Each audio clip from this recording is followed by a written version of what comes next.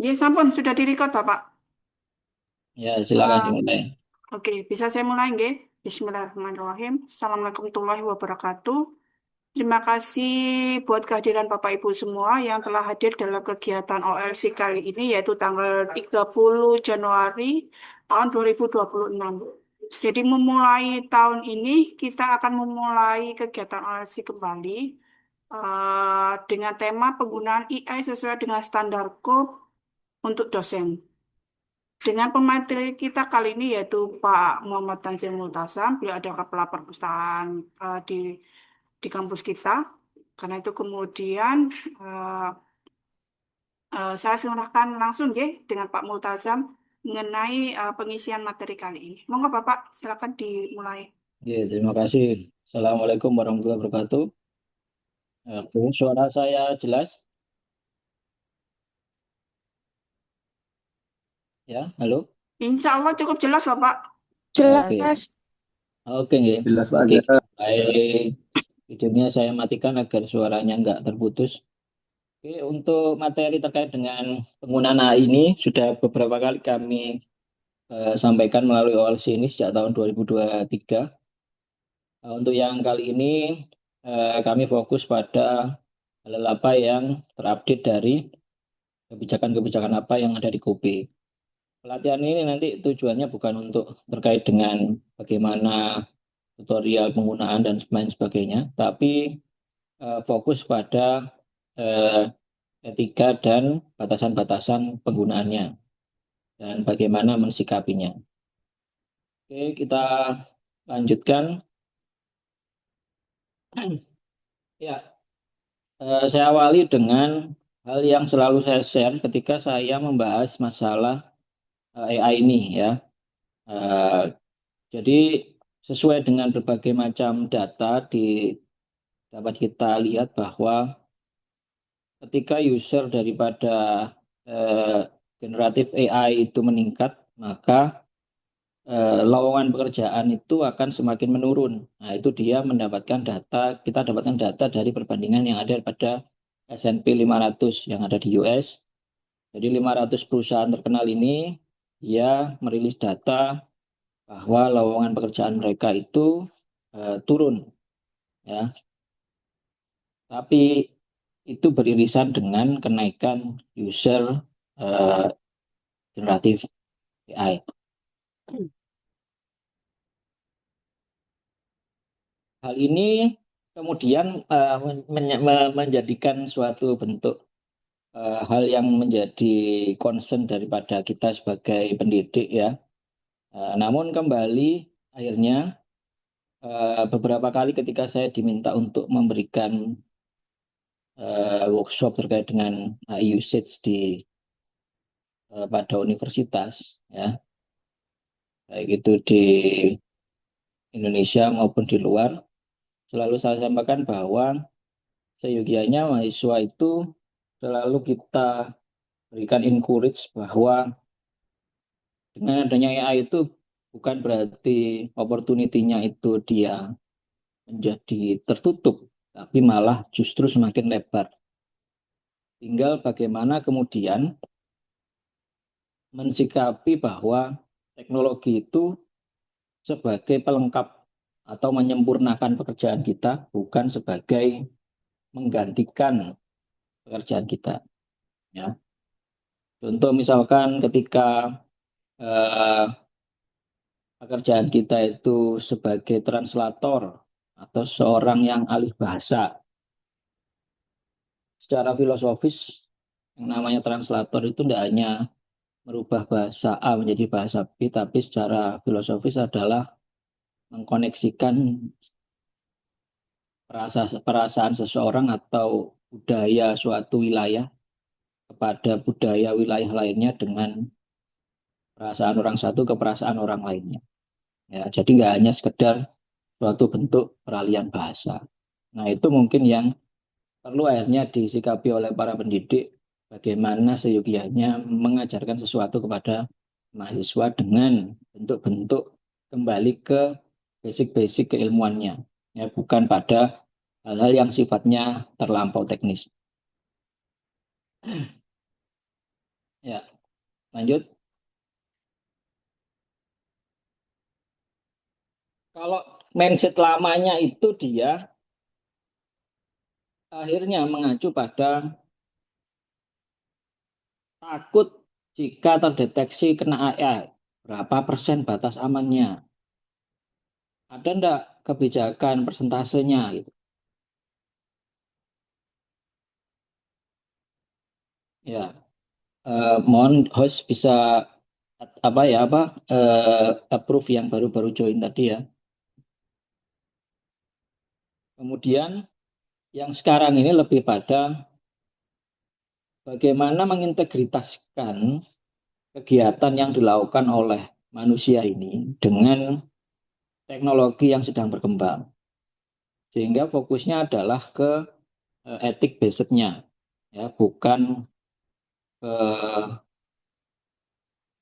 ketakutannya, ya, ketakutan tergantikan oleh Anda, tapi fokus pada limitasi untuk penggunaannya yang mengarah pada kejujuran, akuntabilitas, dan transparansi.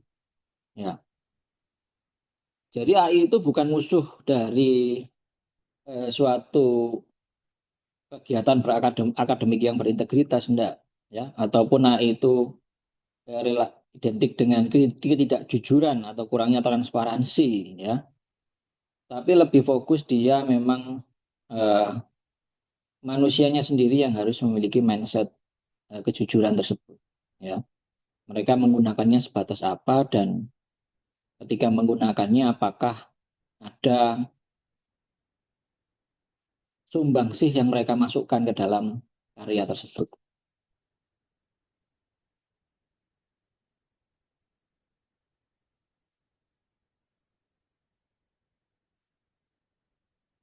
Nggak bisa di next ya, kepencet. Oke, saya lanjutkan ke yang ini.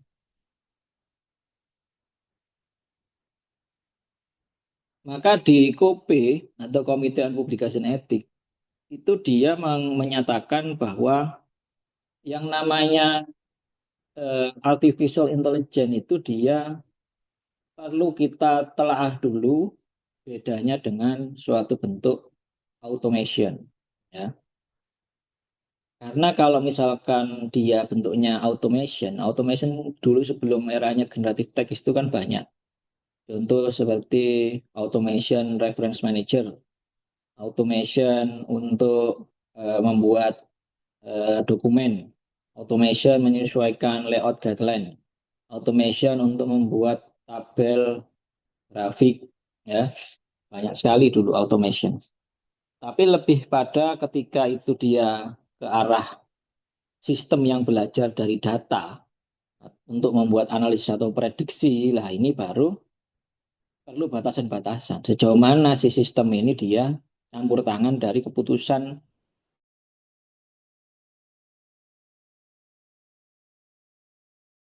dari sikap Anda untuk membuat suatu. Mereka nggak membolehkan, mereka sangat membolehkan penggunaan AI. Anda boleh, karena ini teknologi, kemajuan teknologi Anda sangat boleh untuk menggunakan. Cuman akhirnya mereka berpendapat batasan itu harus ada dan Anda harus jujur sampai di mana Anda menggunakannya. Ya,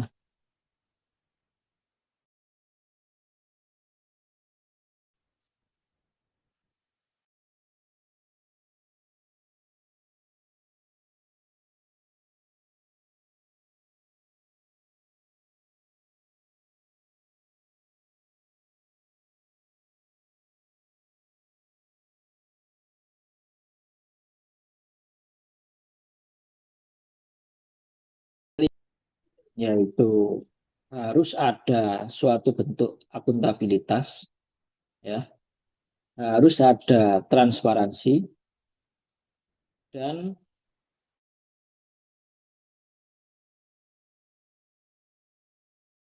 harus tetap ada pengawasan manusia. Belajar mengajar dengan mahasiswa dan kemudian ada mahasiswa yang menggunakan AI, itu bukan berarti kemudian menjudge mahasiswa itu tidak menggunakan akalnya ketika dia menggunakan AI, atau dia akhirnya tidak jujur dalam pekerjaannya karena menggunakan AI. Tapi fokus utamanya adalah sampai di mana sih mahasiswa itu jujur bahwa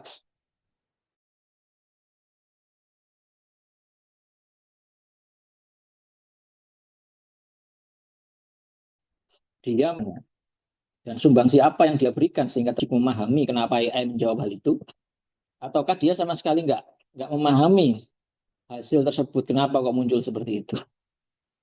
Ya. Dan secara prinsipal mahasiswa harus selalu diingatkan bahwa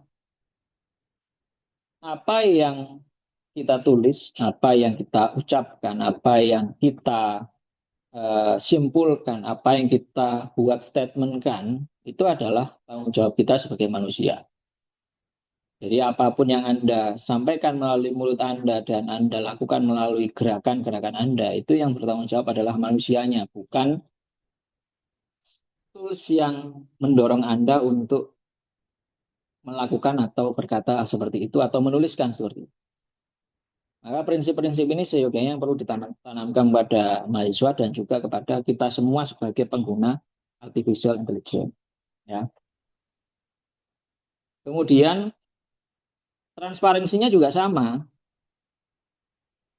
Maka seyogianya kalau menurut kami itu ketika kita mengajar menggunakan AI sebagai brainstorming itu akan mempercepat proses transfer knowledge. Tapi dengan catatan metode bagaimana sampai pada jawaban tersebut harus dituliskan dengan lengkap step by stepnya sehingga muncul jawaban tersebut. Ya.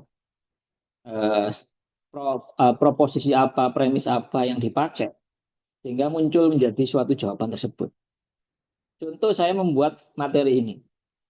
Saya membuat materi ini secara jujur saya akui memanfaatkan dari kekuatan dari notebook LLM untuk membuat slide.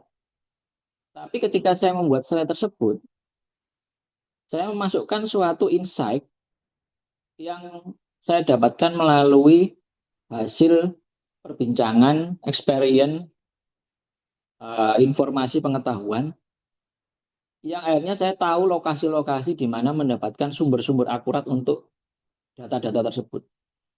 Sehingga apa yang saya ucapkan itu bisa saya pertanggungjawabkan, dan apa yang saya sampaikan di sini, ketika ada yang meminta untuk detail lebih lanjut, saya bisa mengutarakan lebih lanjut.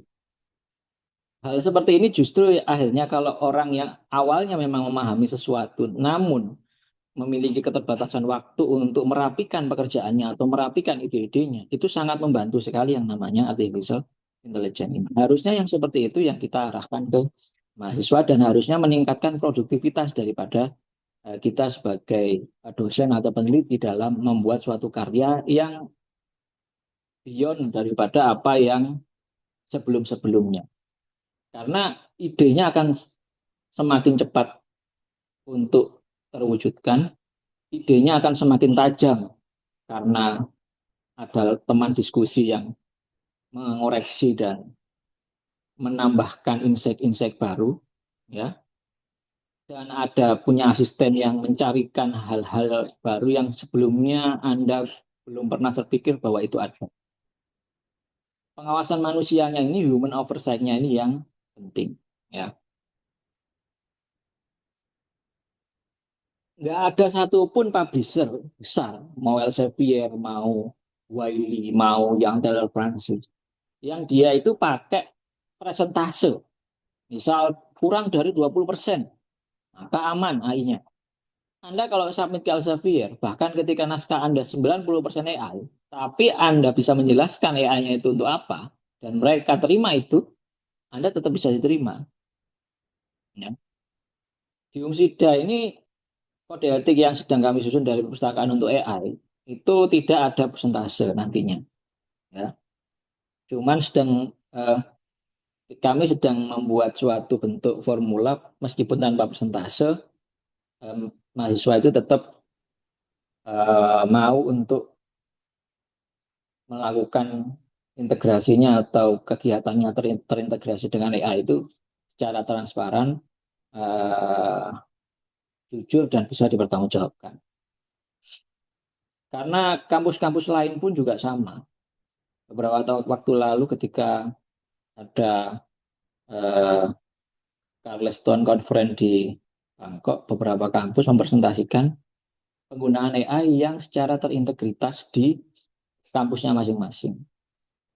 Bahkan ada suatu kampus yang mempersenjatai dalam tanda kutip semua mahasiswanya itu dengan generatif AI, dengan generatif AI.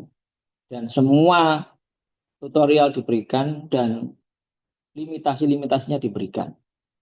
Jadi memang teknologi dimanfaatkan sebanyak-banyaknya, setinggi-tingginya, ya, agar kecepatan reproduksi daripada suatu karya itu bisa dimaksimalkan. Ya, tentunya tadi harus bahwa itu sebagai pelengkap menyempurnakan pekerjaan, bukan sebagai pengganti, menggantikan manusianya. Ya. Jadi etika itu sifatnya kualitatif, bukan yang kuantitatif. Bahkan ketika plagiasi pun, ketika kita temukan, oh similarity 35%, tapi ternyata yang kita cek, kita teliti, yang 20% itu sifatnya hal-hal yang umum yang selalu muncul. Maka bisa kita exclude. Apalagi yang namanya AI detektor.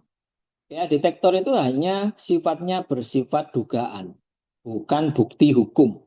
Ya, itu hanya dugaan. Kalau similarity kan sudah jelas ada buktinya. Ini mengarah ke URL X.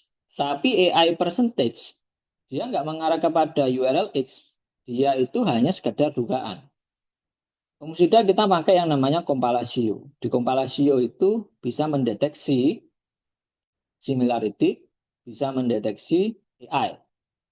Dan dia juga bisa mendeteksi manipulasi teks. Nah, dari tiga deteksi ini, deteksi yang merupakan ada buktinya secara langsung, ya pasti similarity dan manipulasi teks.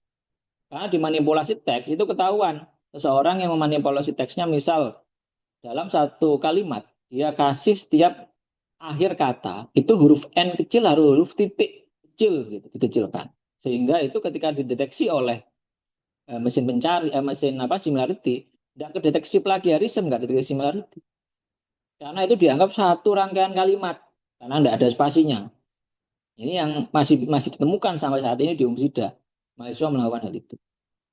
Ya. Dan itu mungkin harusnya dosen-dosen juga harus menjadi aware juga masalah ini. Tapi untungnya di mesin kompalasio itu sudah dibekali dengan hal tersebut. Jadi Bapak Ibu cukup cek secara mandiri kompalasio, lihat ada manipulation text atau tidak. Itu sudah ada buktinya di situ. Similarity juga sama, ada buktinya mengarah kepada lokasi. Tapi kalau similarity masih kita bisa tanyakan, kita bisa cek lokasi tadi. Apakah lokasinya tadi itu dia lokasi yang sifatnya bahasa-bahasa yang substansial atau spesifik, ataukah hal kalimat yang umum. Yang AI detektor ini nggak ada buktinya sama sekali, hanya bernilai pada algoritma dari mesin. Memang yang kompalasio ini dia cukup sensitif dari beberapa kata. Ada labelnya, satu frase, satu paragraf, itu ada labelnya langsung AI gitu. Tapi apakah memang benar satu paragraf itu dibuat oleh AI? Belum tentu juga. Karena bisa aja itu hasil translate dari suatu mesin translator. Mesin translator menggunakan algoritma AI. Bisa juga seperti itu, ya.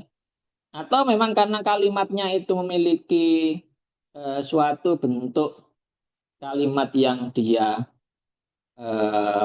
bahasanya itu keteraturannya itu eh, sangat bagus begitu, sehingga dia terdeteksi menjadi suatu bentuk AI.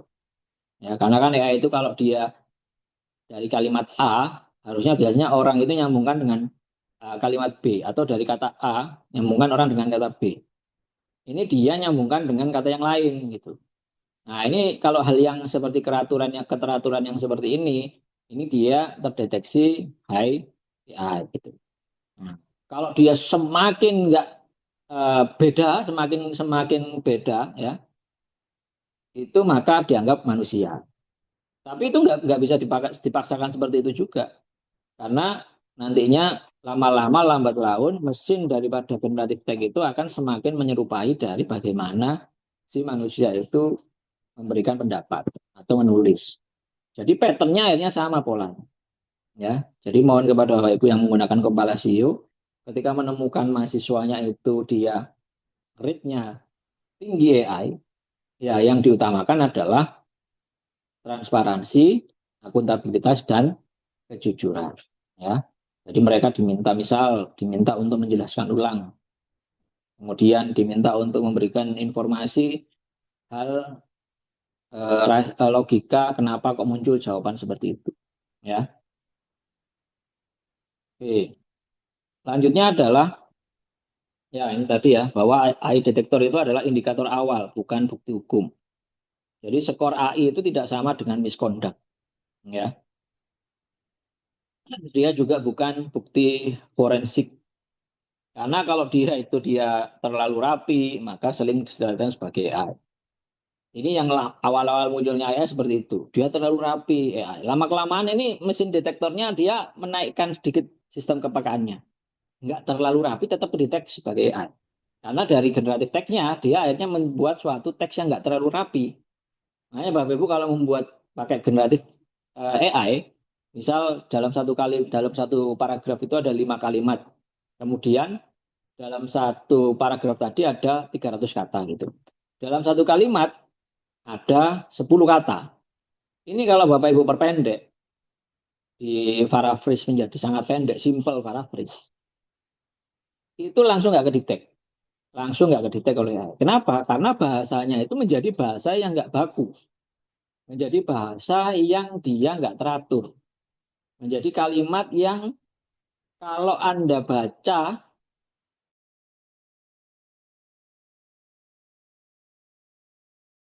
itu Anda langsung paham, tapi sebetulnya dia nggak kedetek AI, karena nggak teratur. Tapi lama-kelamaan yang seperti ini nanti ya juga kedetek oleh AI detektor, karena dinaikkan lagi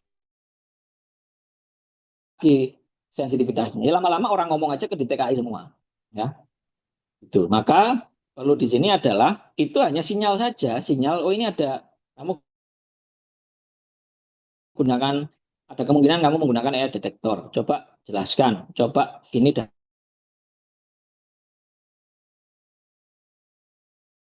data ini apa benar? Coba kasihkan saya buktinya. Karena memang kalau kalau dia disiasati seperti tadi, AI detektornya dia pasti turun. Disiasati AI detektornya pasti turun. Ya. Dan kalau begini, AI detektor pun nggak kedetek dan kita nggak akan tahu apakah dia itu merekayasa atau enggak. Maka seyogianya apapun pekerjaannya ya memang harus dikonfirmasi semuanya secara terbuka. Lisan itu lebih baik. Ya. Lanjutnya adalah authorship. Kalau ini udah jelas ya. Tapi di Kope itu dia berulang-ulang mewanti-wanti bahwa jangan masukkan tools apapun itu sebagai autor karena mereka itu bukan subjek hukum, ya itu pasti. Ya. Tapi ini di Kobe dicantumkan di awal. Nah, dulu itu awal-awal karena si generatif AI ini bisa membuat suatu bentuk tulisan, si banyak jurnal, banyak orang yang ingin bahwa mereka itu terlihat akuntabel dan jujur, mereka masuk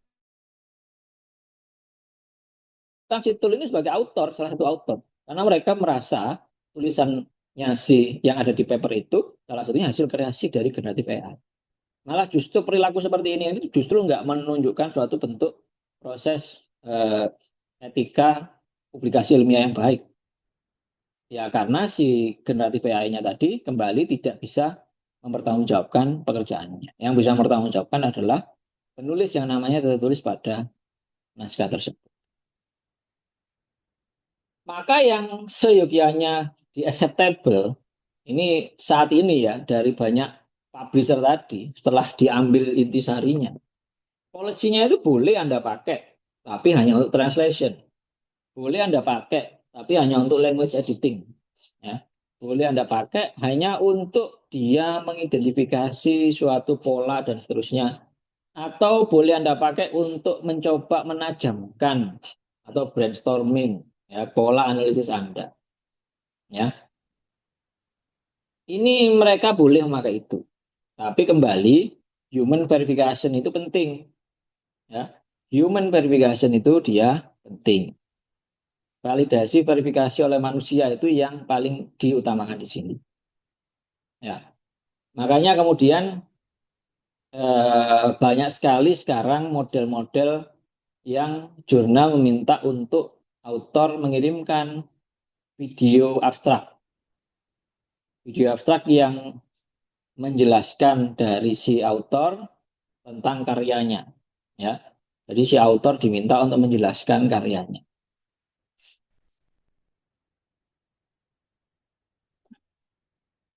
Yang dilarang sudah jelas yang dilarang.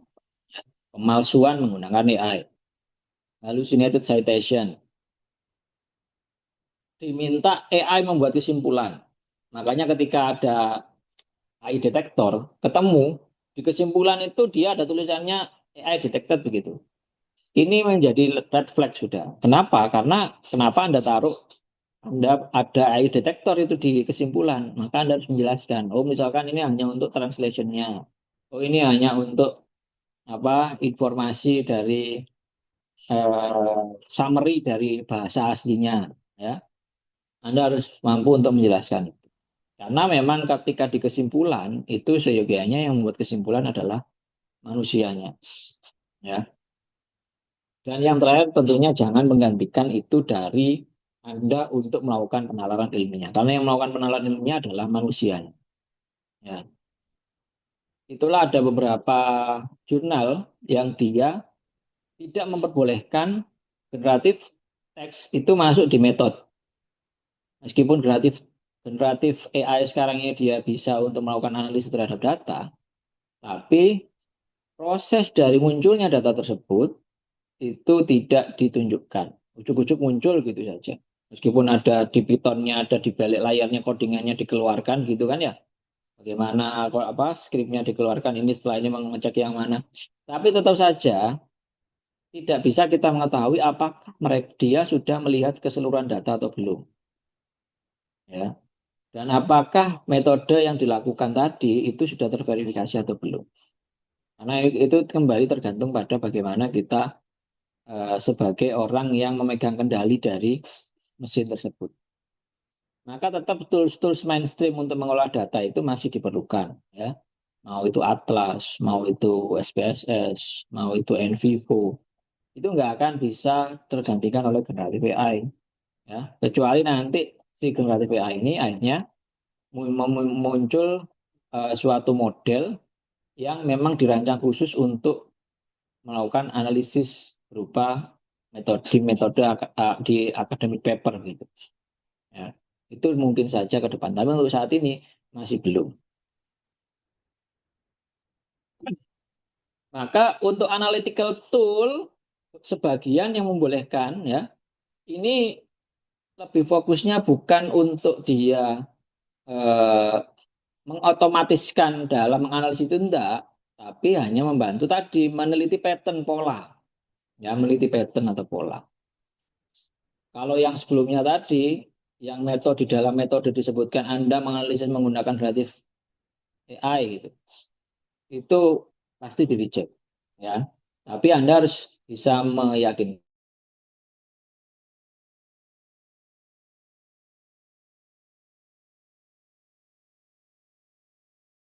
bahwa tools Anda pakai itu bukan memang telah diverifikasi keakuratannya untuk menganalisis data. Ya. Karena poinnya itu adalah reaplikasinya ini. Bayangkan misalkan kalau Anda pakai generatif AI, katakanlah itu perbandingan antara Gemini terbaru dengan GPT-52 atau pakai Cloud atau pakai Leonardo atau apapun itu namanya, ya. Apakah hasilnya akan sama? Meskipun Anda menggunakan prompt dan data yang sama, hasilnya itu berbeda. Ya. Datanya sama, promptnya sama, hasilnya itu berbeda-beda. Hasilnya berbeda. Kenapa kok begitu? Karena probabilitas waktu itu juga penting di situ.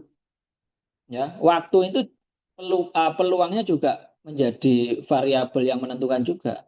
Anda memasukkan prom hari ini dengan Anda memasukkan prom besok atau sebulan lagi, promnya sama.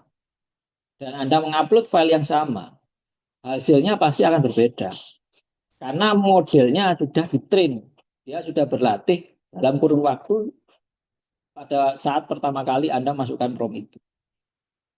Maka menjadi nggak relevan kalau misalkan itu dikatakan bisa direaplikasi. Ya bisa, itu nggak bisa direplikasi kalau Anda pakai generatif AI. Padahal harusnya suatu riset itu bisa direplikasi ketika dia datanya sama dan modelnya, metodenya sama. Ya.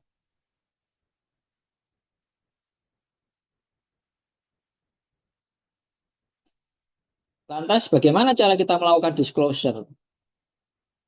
Pada acknowledgement, contoh seperti Elsevier, Elsevier itu mewajibkan pada di bawah acknowledgement itu di bagian bawahnya itu ada declaration of AI usage, ya, yang mereka sudah menentukan kalimatnya. Anda bisa langsung melihat ke webnya Elsevier, melihat kalimatnya gimana. Cuman pada intinya adalah mereka hanya ingin tahu Anda menggunakan AI itu sebatas untuk apa. Kalau memang sebatas untuk language refinement, tidak ada masalah. Kalau sebatas hanya untuk membaca pattern pola daripada data, mengkategorikan, membuat labeling, boleh. Ya, Anda bingung ini datanya di labeling menjadi apa? Anda bingung ini apa? Bagaimana cara untuk mensikapi data yang segini banyak? Boleh. Ya, ini karena ini sama seperti seseorang berdiskusi dengan asistennya atau siapa gitu, sehingga dia menjadi lebih tajam daripada dari sisi untuk critical thinkingnya gitu kan. Anda bercengkrama untuk memperbaiki ketajaman workflow dari apa yang sudah dilakukan itu boleh. Ya. Jadi itu harus didisclosure jelas. Nah, tapi sayangnya nggak semua jurnal, apalagi jurnal Indonesia, memiliki pemikiran terbuka seperti ini. Ketika kita sudah mendisclosure AI usage, tapi mereka merasa bahwa Anda menggunakan AI dan itu tanda kutip jelek, ya sudah jelek gitu. Itulah kenapa orang-orang akhirnya seperti dalam tanda kutip malu, oh saya pakai AI, saya malu gitu. Nggak mau menunjukkan bahwa dia pakai AI, sehingga dia nggak secara jujur menyampaikan hal itu. Padahal harusnya nggak apa-apa, itu tools. Itu sama seperti Google di awal-awal begitu. Kita pasti googling dulu mencari sesuatu, baru kita memasukkan interpretasi kita. Sama seperti ini. Kita kita googling dulu, kita kemudian berinteraksi dengan AI mendapatkan suatu gambaran yang cocok, baru kemudian kita punya insight, baru kita mendapatkan suatu alur workflow yang tepat dari riset kita atau bagaimana cara kita untuk mensikapi, menjawab permasalahan-permasalahan tersebut. Ya, sama. Cuman ya harus dijelaskan di papernya, disclosure. Ya, apa aja peran AI di situ. Asalkan untuk masalah kesimpulan dan tanggung jawab serta penafsiran ataupun hal-hal yang kaitannya dengan human decision itu memang di Anda itu nggak akan pernah ada masalah. Ya, cuman ada hal yang sebetulnya apa nggak diperbolehkan, yaitu adalah terkait dengan gambar. Jangan mengkrit gambar dengan generatif AI untuk dimasukkan di paper. Ya, jangan membuat gambar untuk dari generatif AI untuk ditaruh di paper, karena itu sangat dilarang sekali. Penerbit-penerbit besar melarang hal seperti itu. Gambar ini soalnya untuk masalah copyright pertama, kemudian masalah fake. Kemarin pada waktu uh, di simposium seminar di Bangkok itu juga kami menemui ada suatu pengembang platform yang saat ini sudah digunakan di beberapa negara. Namanya Skitility. Ya, bisa di searching gitu. Skitility namanya, Science Utility. Mereka mengembangkan suatu platform namanya Argos yang bisa mendeteksi satu paper ini pasti akan bermasalah ke depannya dan akan di retract oleh lower risk, medium risk dari suatu paper. Bagaimana mereka mendeteksi kok bisa paper belum terbit dimanapun, baru kita bikin, tapi mesin ini bisa mendeteksi bahwa di masa depan paper ini bermasalah. Ternyata mereka akan menggunakan beberapa variabel. Ya. Variabel pertama jelas dari papernya itu sendiri.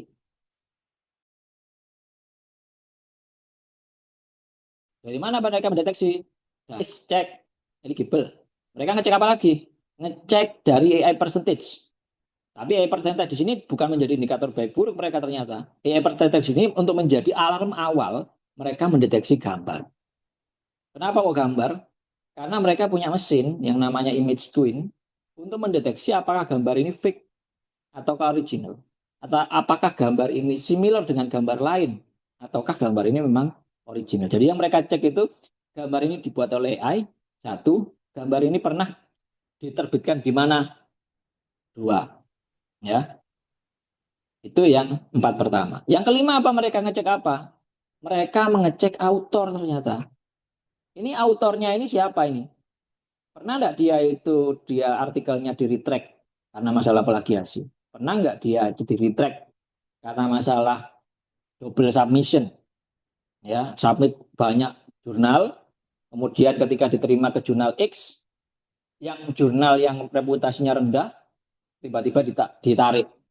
Ya, nah, kan dosen-dosen harusnya nggak boleh seperti itu. Ya, Anda submit ke satu jurnal, tunggu 1 minggu, atau kalau nggak ada respon, minta withdraw. Jangan kemudian dalam satu waktu submit ke banyak jurnal, kemudian dilihat yang mana yang respon paling cepat. Nah ini secara etika bermasalah. Nah itu dari author track history. Dari apa lagi sekarang pengecekan dari si Argos itu? Dia ngecek dari co-autornya. Co-autornya ini pernah melakukan menerbitkan suatu paper yang bermasalah enggak? Dari yang 4 indikator sebelumnya tadi. Bayangkan seperti itu. Ya, memilih co-author itu ternyata sekarang juga penting. Karena itu nanti akan menunjukkan bagaimana ternyata si paper ini ke depannya. Contoh misalkan, Anda berkolaborasi dengan suatu author. Autornya itu ternyata sering terlibat pada paper mill. Paper mill itu artikel yang dibuat secara fake atau kemudian artikel yang dibuat kemudian dijual seperti itu. Ya, itu akan masuk tetap ke database dan masuk sebagai jejak digital kita. Ya, itu co-author. Nah, ini contoh untuk di bagian metodenya, ya, untuk template yang metode yang kuantitatif, untuk template yang metode yang kualitatif. Tapi tetap di sini eh, kalau misalkan Anda memutuskan memasukkan generatif AI ke sini, lihat di policy jurnalnya, membolehkan tidak dia menempatkan generatif AI di metode. Karena kalau si Elsevier dan lain-lain itu abu-abu ya, ada jurnalnya yang boleh, editornya ada jurnalnya yang nggak boleh. Ya, Anda menerapkan generatif AI sebagai salah satu tools di situ. Tapi mayoritas masih saat ini itu masih tidak boleh kalau menggunakan generatif AI sebagai tools untuk menganalisis data. Ya, baik yang kuantitatif maupun kualitatif. Yang digunakan masih tools-tools yang mainstream. Maka akhirnya jika disimpulkan, itu ketemunya fokus di tiga ini. Ya.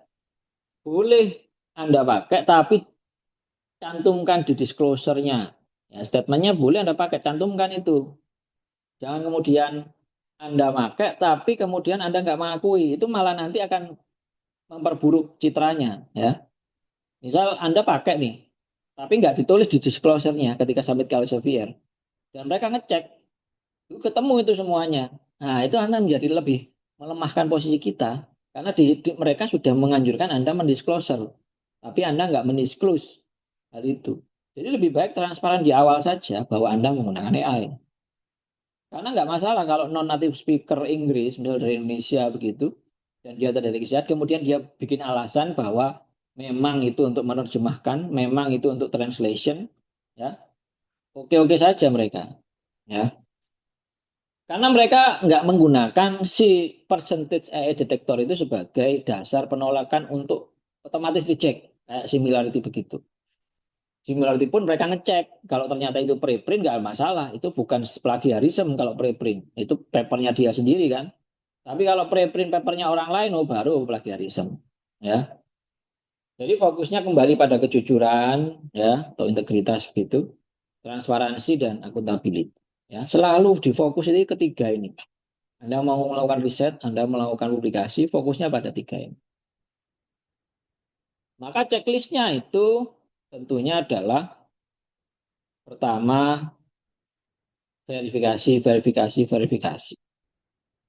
Anda mau pakai misal Skype AI, Anda mau pakai Elicit, Anda mau pakai apalagi itu Sky Space, Anda mau pakai Rabbit, ya, Research Rabbit, Anda mau pakai platform apapun yang menggunakan AI, kembali harus diverifikasi, ya, platform apapun itu. Verifikasi, verifikasi, cross check, searching Google kembali, apakah benar paper itu memang ada, apakah benar di paper itu memang membahas itu.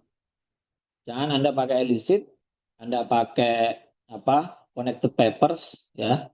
Kemudian ketika Anda pakai platform itu, si connected paper mensuggest oh paper ini yang terkait dengan topik Anda. Tapi ternyata ketika kita baca paper itu nggak ada hubungannya dengan paper ini. Ya, ini nggak ada hubungannya. Kenapa kok ditulis? Apalagi kalau kita pakai Gen AI. Gen AI itu malah lebih canggih lagi dia. Kita tinggal masukkan aja topiknya apa di Gen AI itu, dia akan tiap bukan langsung jadi artikel enggak. Tiap kalimat, tiap frase, dia akan ngasih pilihan-pilihan paper. Tiap frase otomatis. Kalau Anda setuju dengan frase ini, dengan citasi ini, oke, setuju. Dia akan membuat generate next kalimat lagi dengan alternatif citasi. Dan dia bisa mengambil dari hanya paper-paper yang kita upload. Ya, ya mirip-mirip dengan si notebook LLM, tapi notebook LLM itu dia langsung jadi semua kan. Nah, kalau yang Gen AI, dia per kalimat itu.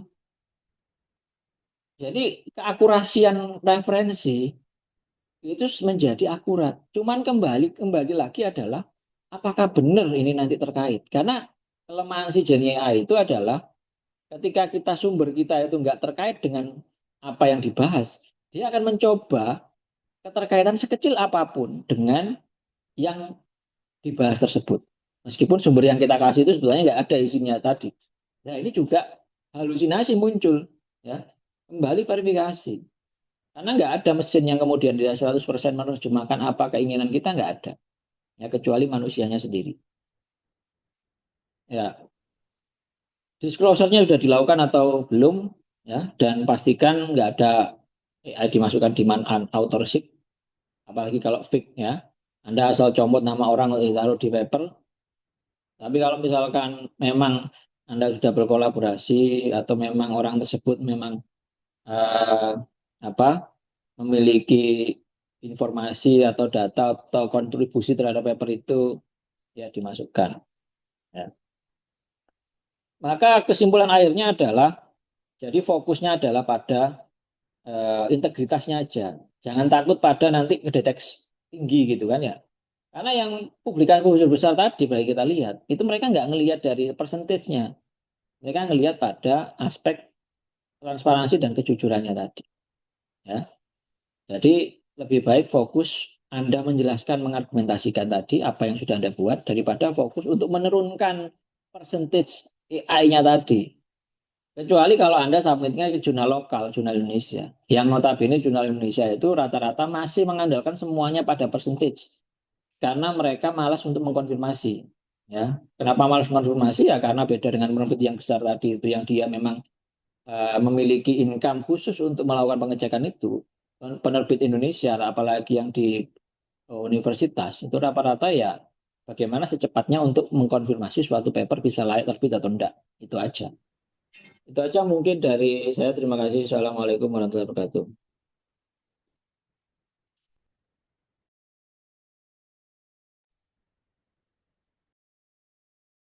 Kalau ada yang mau ditanyakan silakan.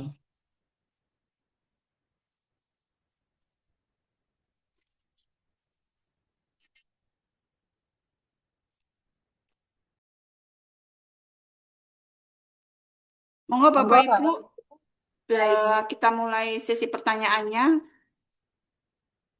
Izin tanya, Pak. Halo.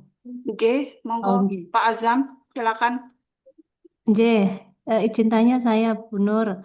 Oke, Eh, monggo Bu Vika. Izin. Terkait dengan cek kesamaan untuk mahasiswa kami yang Oke, mendaftar ujian skripsi, itu kan kami diminta untuk verifikasi ya, Bu ya, apa namanya? oke, Menyesuaikan dengan SK cek oke, kesamaan kan maksimal 20%. Nah, yang oke. menjadi pertimbangan kami itu kadang teman-teman cek similarity-nya itu aman, tapi AI detection-nya tinggi. Nah, itu nanti yang akan dipertimbangkan oleh perpus itu nanti keduanya atau hanya similarity check-nya, Pak. Ingin memastikan itu aja. Apakah memang baiknya sangat minim AI detection-nya atau pripun? Karena itu menjadi kendala bagi dosen-dosen kami untuk memutuskan ini layak ujian atau tidak, karena kan masih apa seleksi administrasi di sistem. Begitu mohon arahannya. Terima kasih.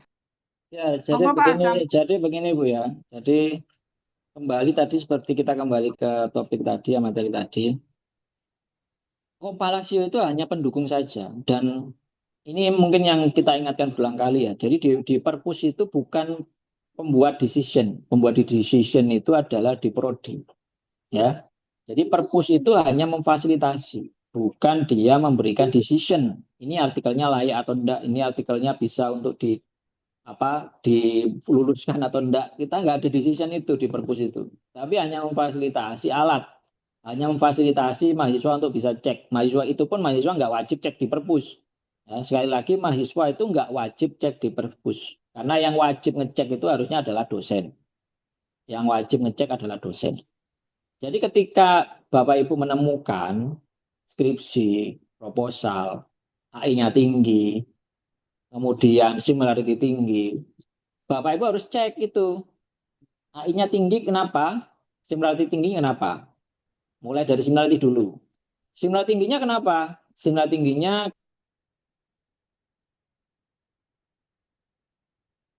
karena itu mengarah ke TS tapi nggak terbit dimanapun, hanya sekedar ditaruh di repositori atau di sosial medianya.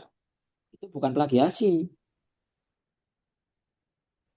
Itu bukan plagiasi, bisa di-exclude. Ya. Tapi kalau itu miripnya dengan punya orang lain, nah itu baru plagiasi. Kalau itu miripnya dengan publikasi anaknya yang sudah terbit ber-ISSN, ber-ISBN, itu baru self plagiarism.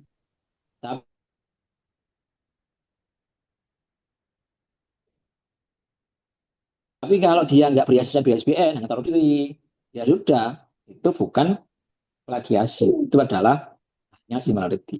Menjadi kemungkinan plagiasi kalau ternyata di artikelnya itu, yang sebelumnya online itu, penulisnya bukan dia aja, tapi banyak orang. Nah, ini menjadi kemungkinan plagiasi karena harusnya itu penulisnya juga banyak orang dan kamu nggak berhak memakai itu sebagai namamu sendiri dan dimasukkan sebagai skripsi. Ini dia. Lantas bagaimana dengan AI percentage? AI percentage itu hanya hunch, dugaan bahwa dia pakai AI, ya, dugaan bahwa dia pakai AI. Karena itu dugaan, maka harus dikonfirmasi, minta menjanjikan bukti, minta dia jujur, minta dia transparan. AI-nya sebatas apa penggunaannya? Nah, baru kemudian di prodi menentukan layak tidak ini. Ternyata dia menggunakan AI-nya itu 100%. Oh, dia ditanya aja nggak ngerti. Kalau dia dengan idenya sendiri, dia bisa ngomong dengan lancar. Meskipun tulisannya akhirnya rapi, itu mungkin aja karena dia nggak bisa nulis rapi sehingga dirapikan oleh AI. Tapi ketika ditanya ngobrol, dia lancar membahas itu, membahas ini. Tanya, tahu argumentasi ini, tahu pasal ini, tahu referensi ini. Dia baca ternyata. Ya sudah, meskipun AI-nya tinggi, lolos dia. Ya, jadi begitu Bu. AI persentase itu hanya hunch, hanya dugaan. Itu Bu. Baik Pak, terima kasih. Berarti mungkin kami tekankan lagi sebelum masuk di sistem sapu jagat mungkin ya ke dosen pembimbingnya masing-masing karena kami kan sudah pakai kompalasio untuk para dosen untuk confirm dulu gitu ya Pak nggih, sebelum nanti prodi um, mengecek finalnya karena itu ada beberapa kasus loh kok tinggi ya sedangkan sebelumnya belum dicekkan ke dospem ya sehingga ini juga pembelajaran bagi kami supaya saling filter untuk kualitas papernya anak-anak. Ini Pak, makasih, Oke, terima kasih. terima kasih. Ya, matur nuwun Bu Vika. Jadi untuk pemberitahuan buat Bapak Ibu, jadi kita di perpustakaan juga melakukan edukasi bahwa tingkat tingginya ini apa hasil dari kompilasi itu kemudian tidak mencerminkan bahwa itu tinggi dalam segi ini similarity-nya, tapi merupakan gabungan dari tiga hal, yaitu pertama mengenai apa tinggi dari similaritasnya, kemudian yang kedua itu dari AI, dan ketiga itu at recognize language atau ada bahasa-bahasa yang tidak terdeteksi. Kan ada beberapa artikel itu yang kemudian kita lihat eh, banyak kata-kata yang kemudian tidak bisa apa ya eh, kita tidak paham maksudnya. Contohnya seperti penulisan huruf pemahaman ngaten nggih Bu, itu seringkali disingkat. Biasanya buat beberapa mahasiswa itu dipergunakan supaya tingkat similaritasnya tidak ketahuan. Itu pengalaman saya sebagai petugas lapangan menangani beberapa ini apa artikel yang hendak di-scan oleh para mahasiswa. Seperti itu Ibu Bapak Ibu. Ada lagi pertanyaan yang mungkin mau ditanyakan berkaitan dengan masalah IA dalam penggunaan dunia akademis, monggo Bapak Ibu.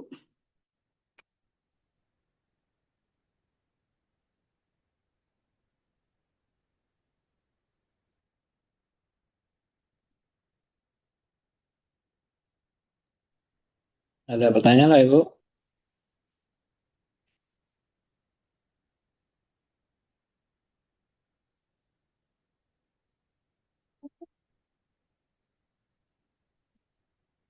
Berarti semuanya sudah menggunakan AI dengan semaksimal mungkin lah, Ibu, ya? Atau malah nggak menggunakan?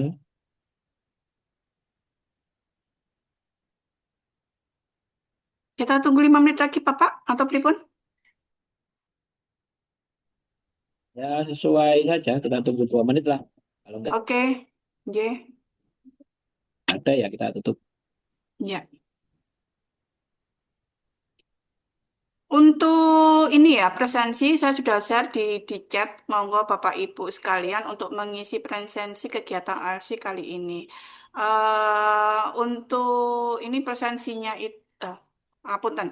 Jadi untuk ALC kali hari ini kita kemudian mengirimkan sertifikat beserta dengan rekaman dari kegiatan kita kali ini.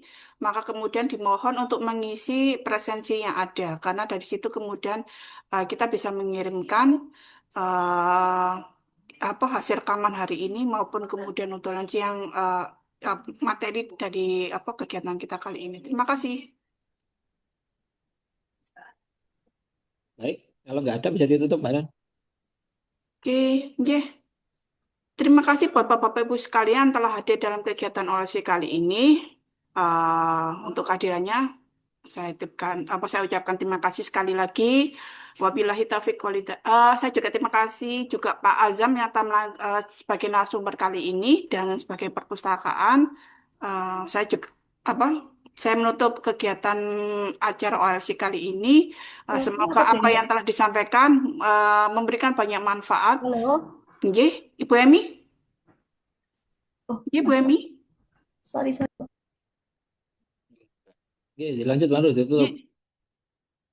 Oh, enggak jadi. Enggak jadi nggih, Bu Emi nggih. Oke. Saya tutup kembali kalau gitu. Saya lanjutkan untuk penutupannya. Terima kasih semuanya. Semoga materi yang telah diberikan oleh Pak Azam ini bermanfaat dalam kegiatan akademis kita sehari-hari. Wabillahi taufiq wal hidayah. Wassalamualaikum wabarakatuh. Waalaikumsalam warahmatullahi wabarakatuh. Makasih Mbak Nur, Mas Ye, Hasan. matur nuwun juga Bu Isna.